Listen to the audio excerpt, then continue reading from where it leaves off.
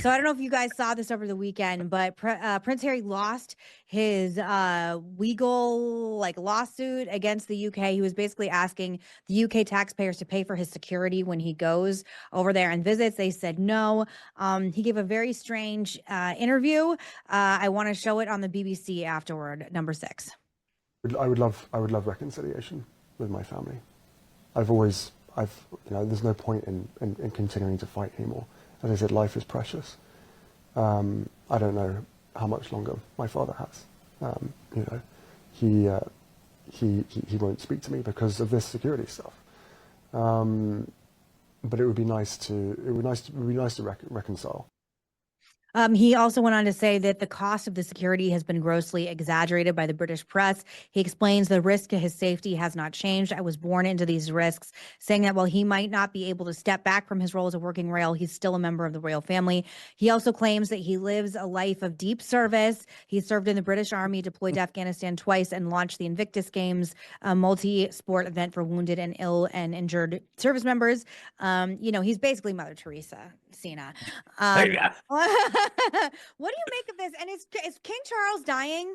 Like, what's he talking about? I mean, he's got cancer. But Well, that's also a very millennial thing to say when someone hits 70. They're like, he could any day now. Any day. Any It's not day. funny, but That it's very poor, millennial. bless his heart. I'm so sorry. Meghan, any day now I could go. I just, Any day. any of us could go at any time. So I I don't follow know how British much longer press. any of us have. I follow British press a lot, and they're going crazy over this. Do you think that Wow.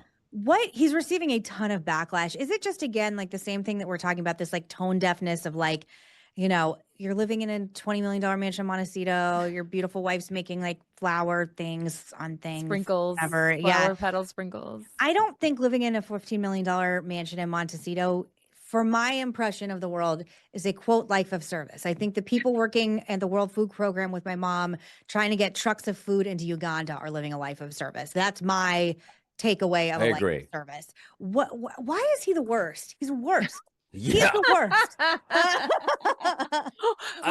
Why does he suck? He's Please the tell me. worst. Both It's of usually you. like once every few months I hear about this stuff, usually from you, and it shocks me how ridiculous this young man continues to be. He lives in the fanciest place. By the way, that area he lives in is already its own security. It's so isolated. Oh my There's gosh, like I no know. one around. We have It's one beautiful. road. Yeah, you're good, homie. Like, what are you worried about? Your wife is doing voiceovers. You got a voiceover booth in the home. You're good. You don't need that much security. Also, you could Uber security. You pay for the security. It's not that big of a deal. What do you need? A sniper following you in a helicopter, making sure you're covered all the time? I don't understand. He needs to just take it easy. And thank you for your service. I wouldn't have gone to Afghanistan. I was over here making jokes. It's like I understand how difficult that must have been and all the crazy stuff you must have seen. Go to therapy. Get well, get some help, you move on with your life. Stop talking about your family everywhere. Stop taking these interviews. It's making everything worse. Mm-hmm. Miranda. When I watched this video last night, it was really hard to watch because it looked like a man in the throes of a mental breakdown. And I don't think that the BBC really should have aired a 30-minute long interview with this guy. I think they probably should have just aired some highlights, because it felt very exploitative, because there were parts of it where he was like incredibly, like he would go through like talking about stuff and he'd seem normal, and then he'd like divert into this very weird conspiratorial paranoid thinking, like, oh, they want us to die like my mom. You know what I mean? Oh. Like, remember that part where he's like, they want history to repeat itself and I don't feel safe in the UK or traveling abroad. And it's like, then don't. Yeah. But just why bother? Why go then? Like, your dad doesn't want to see you. Okay. And as heartbreaking as that is, you just have to maybe reconcile that and find a good therapist who's not going to put you on ketamine therapy and shroom therapy, because that's what we love to do here in LA, because whatever he's doing is wrong with not that? working. It's not working for him. Okay. Well, Because ayahuasca and palm he's nuts. Yeah. Yeah, Why go not? Joshua His- Tree. his gears are not turning. And if anybody else had to watch with Love Megan like Megan and I did, Yeah, I didn't make you do that, Cena. That was a work. Yeah, thank you. Yeah, lucky for you. He did not seem all there.